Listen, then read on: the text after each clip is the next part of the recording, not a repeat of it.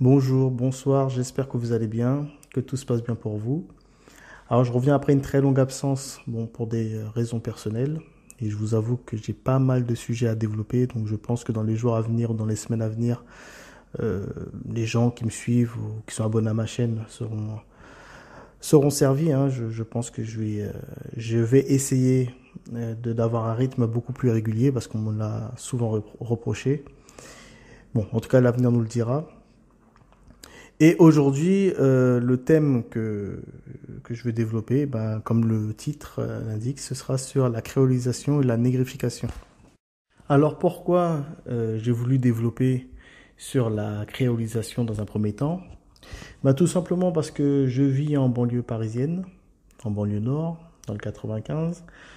La créolisation, ce mot est sorti de la bouche d'un politique d'un certain politicien qui s'appelle Jean-Luc Mélenchon et qui a beaucoup la cote, ce que je déplore terriblement, mais bon, c'est pas très grave, dans les quartiers populaires et en banlieue et en cité.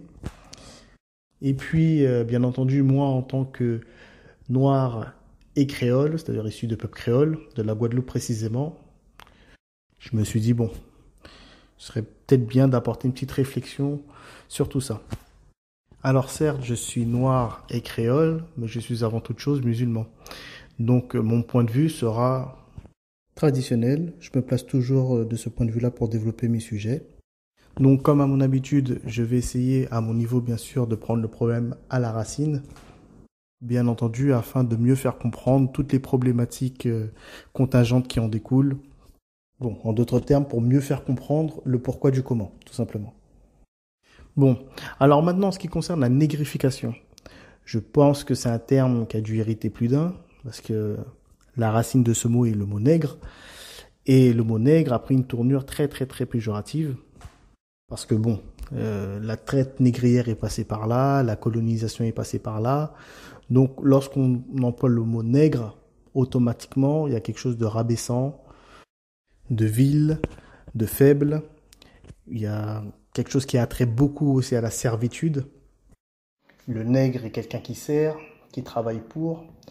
D'ailleurs, jusqu'aujourd'hui, dans la langue française, une personne qui écrit un bouquin pour une autre, on appelle ça un nègre. Car il a écrit pour. Donc, c'est toujours dans la même idée qu'il a travaillé pour. Il est au service d'eux. Donc, il est assez évident que la langue française, en tant que langue coloniale, il faut bien le dire, eh ben, a encore en son sein des mots qui font référence aux nègres. Un autre exemple, par exemple, le mot dénigrer. Donc, dénigrer, c'est le fait de mépriser une personne, de rabaisser une personne, mais aussi de noircir une personne. Les mots ont encore un sens. Et la racine du mot dénigrer, c'est nègre aussi.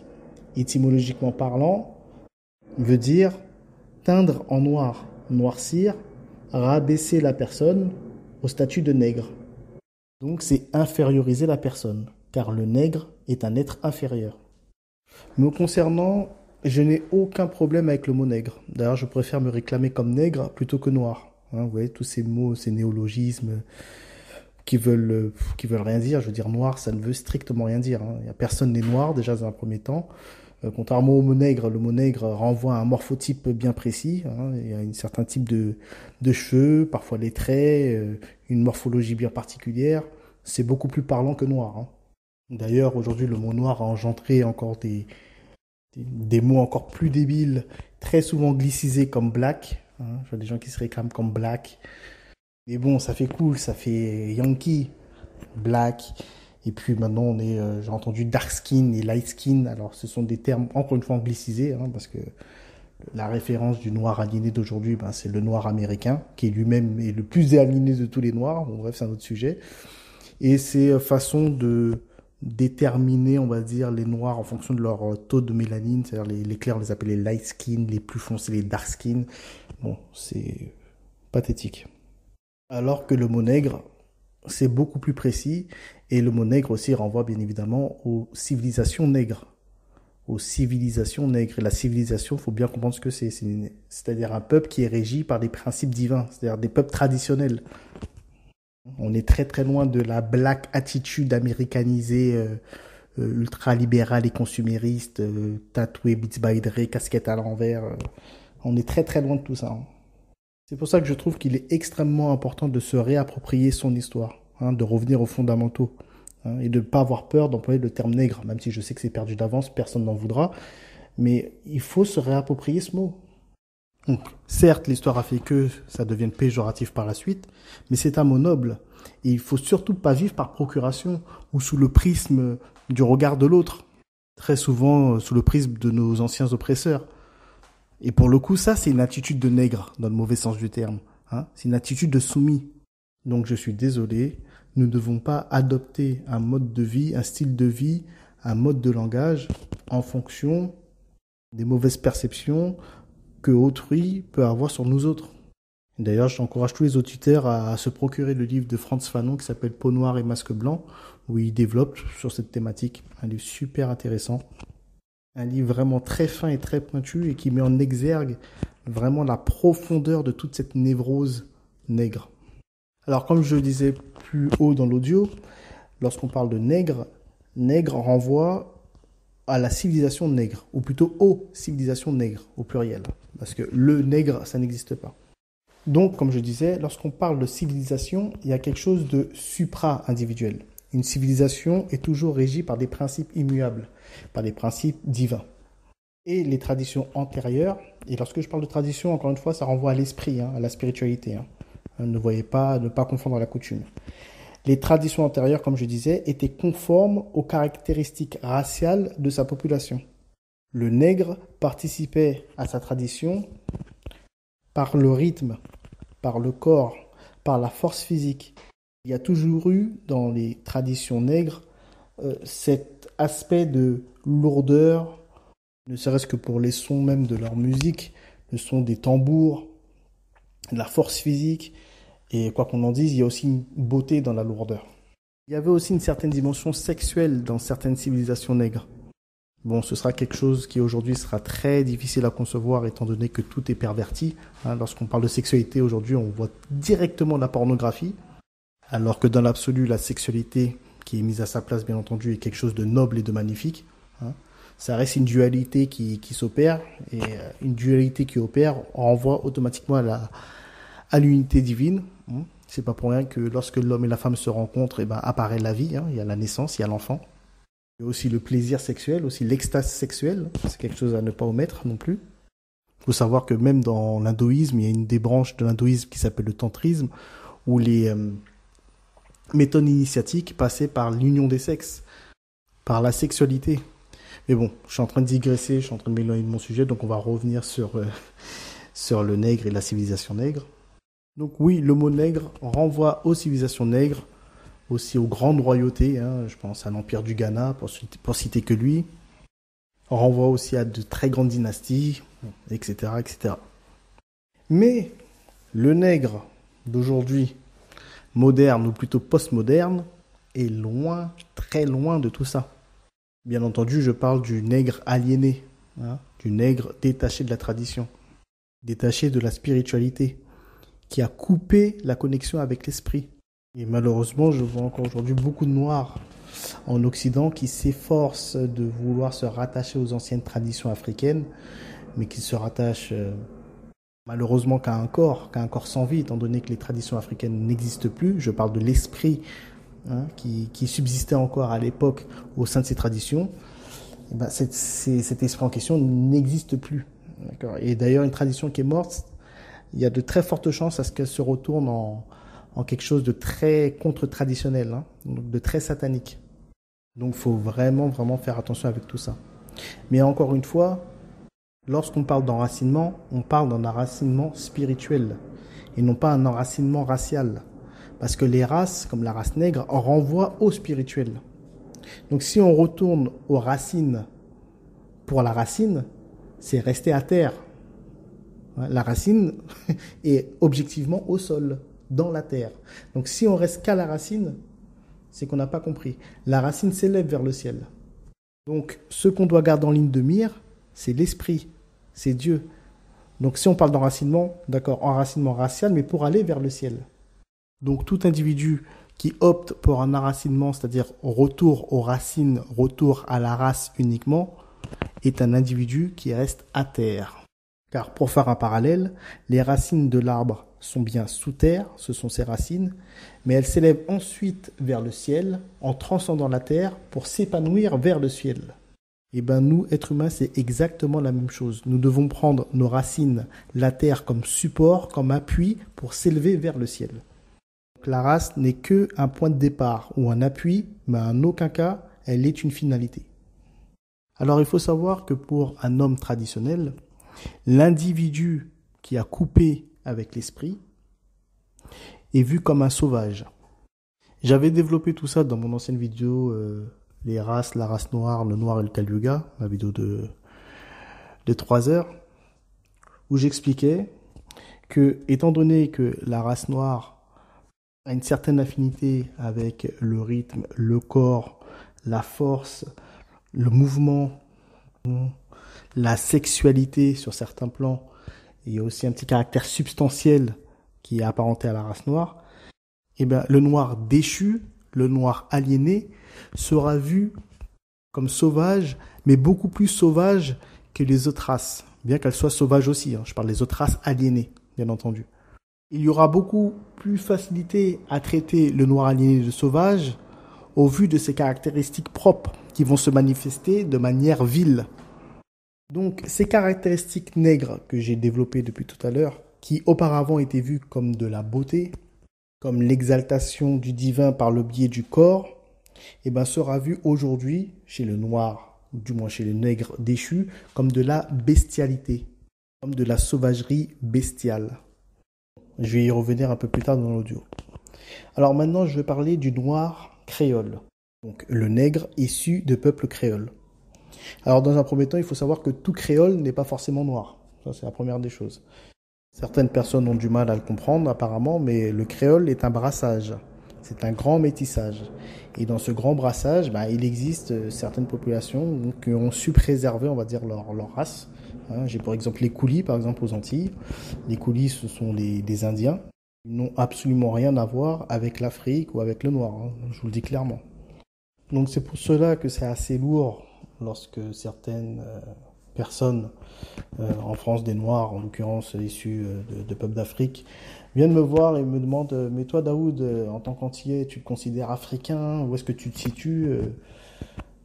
Bon, moi personnellement c'est clair, mon nom j'ai un nom africain. Il y a beaucoup d'individus en Côte d'Ivoire qui portent le même nom de famille que moi.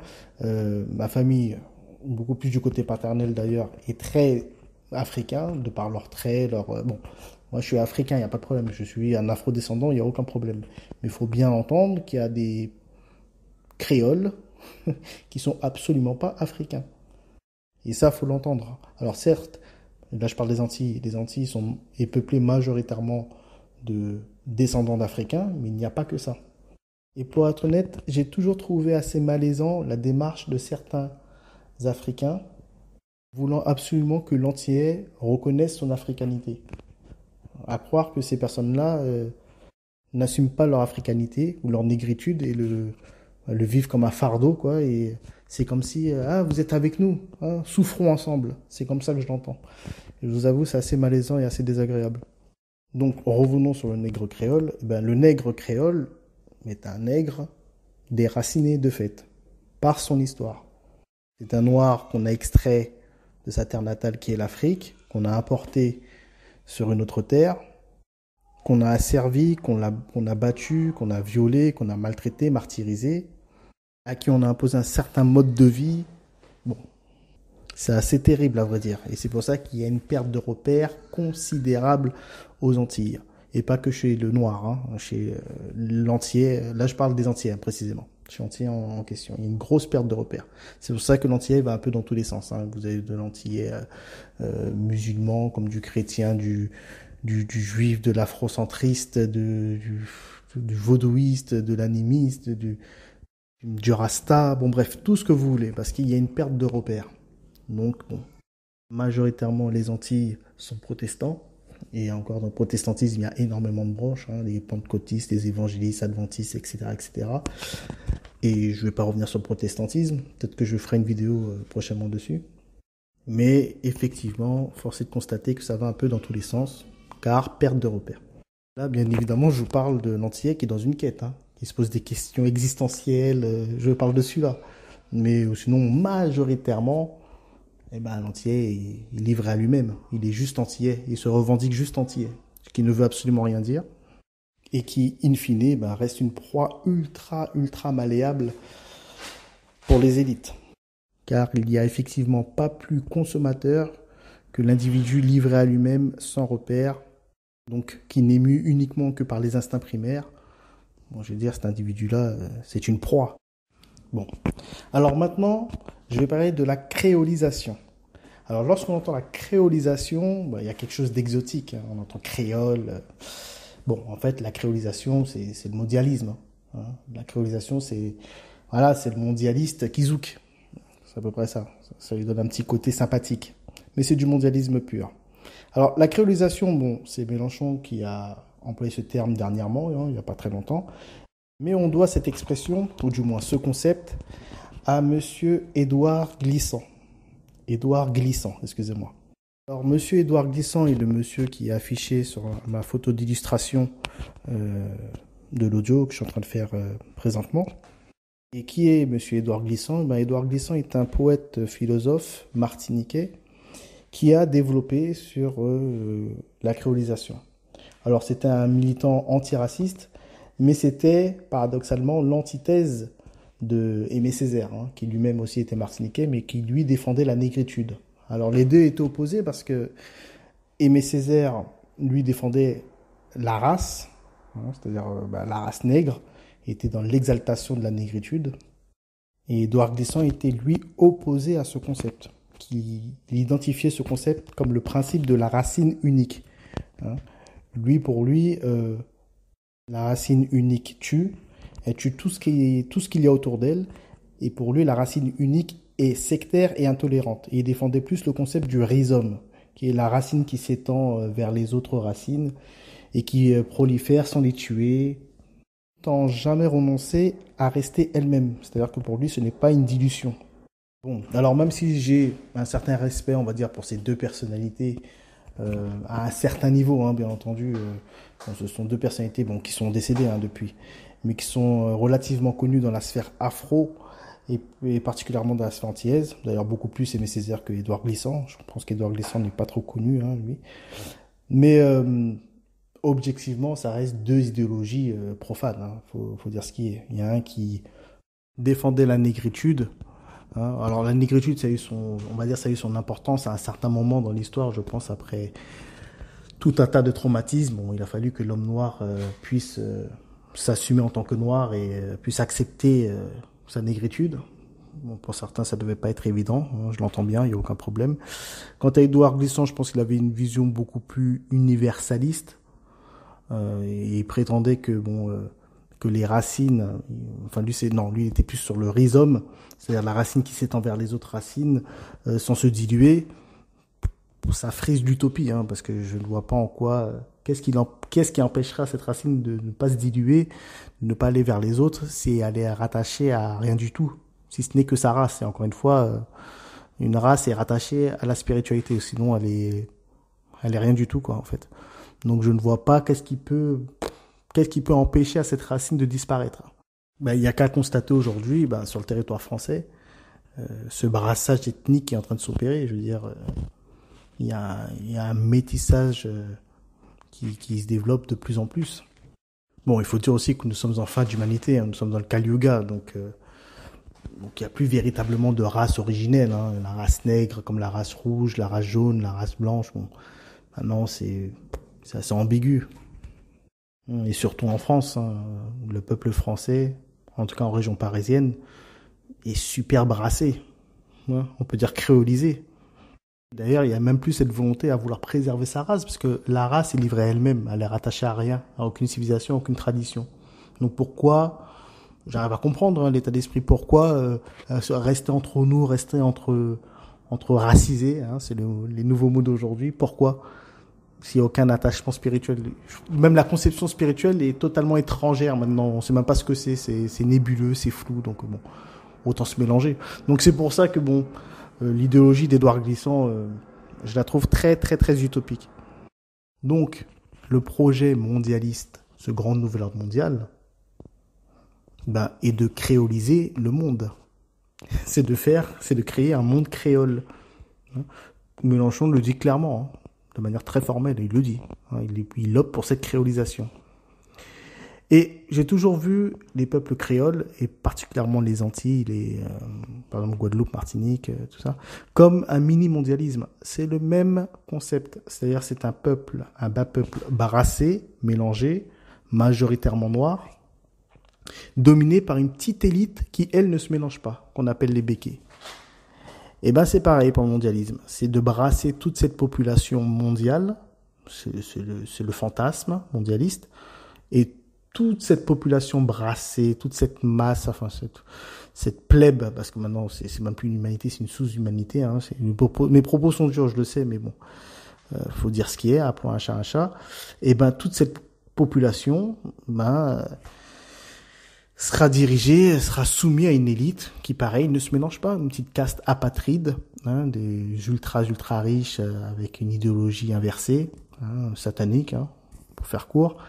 C'est le même concept, c'est la même chose. Donc, vous voyez les Antilles, si vous avez compris les Antilles, vous avez compris, vous avez une vision beaucoup plus claire sur le mondialisme. Et je pense que lorsqu'on vous parle après de créolisation, vous voyez clairement où est-ce qu'on veut vous amener. Donc, cette créolisation qui est en train de s'opérer en Occident, particulièrement en Europe de l'Ouest, et en France notamment, s'accompagne d'une négrification, ça va de soi. D'ailleurs, les peuples créoles aussi sont majoritairement nègres. Et bien sûr, là, je parle du nègre déchu. C'est-à-dire que c'est une négrification, mais dans le sens bien péjoratif du terme. C'est-à-dire non seulement démographiquement, certes, avec cette population immigrationniste, il y a tous les peuples du Sud qui sont sur le territoire. Donc, il y a une négrification, on va dire, démographique, premièrement. Mais même les peuples non nègres sont nègres aujourd'hui. Non pas physiquement, bien entendu, mais psychiquement, mentalement, la population est devenue nègre déchue. Mais tout ceci se fait aussi naturellement, parce que plus nous avançons vers la fin des temps, et plus nous avançons vers le pôle substantiel, plus nous avançons vers ce qu'il y a de plus matériel, de plus lourd, de plus rigide, de plus dur, mais tout ça dans le sens péjoratif, j'entends. Ça coïncide parfaitement avec les caractéristiques du nègre. Et qui plus est, du nègre déchu. C'est-à-dire que la lourdeur qu'avait quelque chose de bénéfique chez le noir, le nègre plutôt, le nègre noble, cette lourdeur sera terriblement vile en fin des temps. Et cette lourdeur, maintenant, même les autres races ou les sous-races, du moins, l'épousent cette lourdeur. Ils deviennent tous lourds. D'ailleurs, c'est Ferdinand Céline qui disait que les gens sont incroyablement lourds.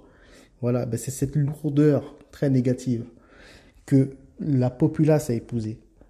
Aujourd'hui, on est beaucoup dans le culte du corps, dans le culte de la chair. Vous voyez, c'est Instagram, c'est mettre en avant, on va dire, les corps huileux, les corps musclés ou graisseux. C'est le twerk, vous voyez, cette hypersexualisation qui, encore une fois, dans les anciennes civilisations nègres, la petite dimension sexuelle qu'il y avait renvoyait à une certaine lumière. On était bien loin de la pornographie d'aujourd'hui.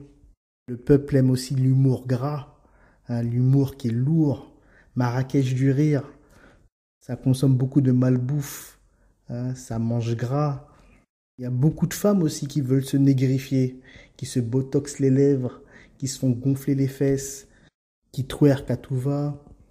Le principe de se faire bronzer, de faire des UV. Donc la populace aspire à être un nègre déchu. Elle fait tout pour être un nègre déchu. Car le mâle alpha, ou du moins le sauvage alpha, est roi aujourd'hui. Tout va dans son sens. Il a le monde à ses pieds. Il peut jouir comme un porc. Et effectivement, c'est le